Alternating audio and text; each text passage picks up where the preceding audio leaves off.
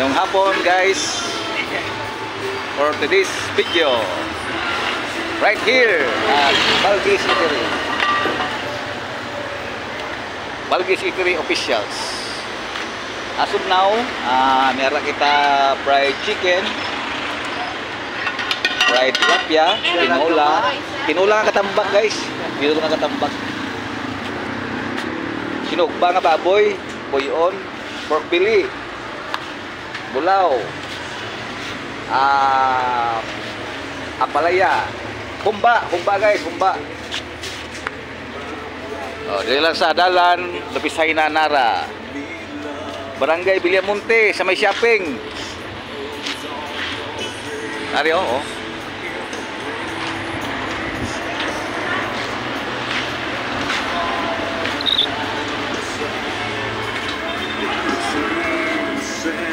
Sinugba nga katambak, barbecue nga manok.